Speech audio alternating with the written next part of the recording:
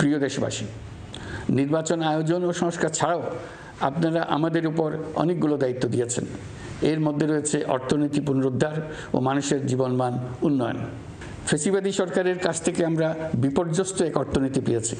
আমাদের বৈদেশিক রিজার্ভ তলানিতে গিয়ে ঠেকেছিল।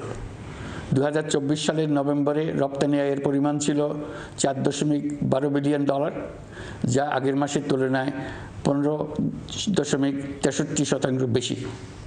সামগ্রিকভাবে 2024 সালের জুলাই নভেম্বর সময়কালে রপ্তানি $16.11 বিলিয়ন মার্কিন ডলারে পৌঁছেছে। গত বছর একই সময়ে রপ্তানি আয় ছিল $14.34 বিলিয়ন মার্কিন ডলার। বছরের হিসাবে এই প্রান্তিকে রপ্তানি আয়ের প্রবৃদ্ধি 12.34%। বৈদেশিক মুদ্রার রিজার্ভ $19 বিলিয়ন পৌঁছেছে।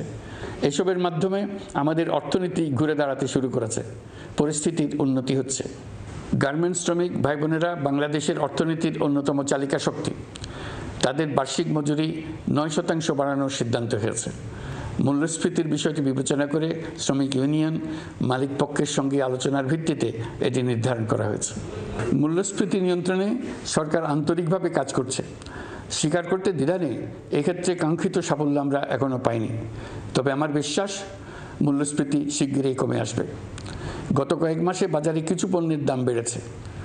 আমরা সরবরাহ বাড়িয়ে, আমদানিতে শুল্ক ছাড় দিয়ে, মধ্যস্বত্বভোগীদের দৌরাত্ম্য কমিয়ে এবং বাজার তদারকির মধ্য দিয়ে জিনিসপত্রের দাম কমিয়ে আনার চেষ্টা করছি। পরিবহন খাতে চাঁদাবাজি এখনও পুরোপুরি বন্ধ করা যায়নি। এটা সম্ভব হলে আমরা আশা করি জিনিসপত্রের দাম আরও কমে আসবে। আমরা আপনাদের কষ্টে সমব্যথী। তবে আমরা জানি সরকারের কাজ কেবল সমবেদনা জানানো নয়। আমরা আপনাদের কষ্ট কমিয়ে আনতে সকল রকম চেষ্টা চালিয়ে যাচ্ছি। আসন্ন রমজানে দ্রব্যমূল্য সহনীয় রাখতে আমরা সবার সহযোগিতা চাই। আমরা ইতিমধ্যে ব্যবসায়ীদের সঙ্গে কথা বলেছি। তারা আমাদের কাছে ওয়াদা করেছে বাজারে পণ্য সরবরাহে কোনো সংকট হবে না। অতিরিক্ত মুনাফার লোভে যদি কেউ কৃত্রিম কোনো সংকট সৃষ্টির চেষ্টা করে আমরা তাকে কঠোর হাতে দমন করব। বাজার সিন্ডিকেটের দৌরাত্ম্য বন্ধ করতে বিকল্প কৃষি বাজার চালু করার লক্ষ্যে আমরা কাজ করে যাচ্ছি।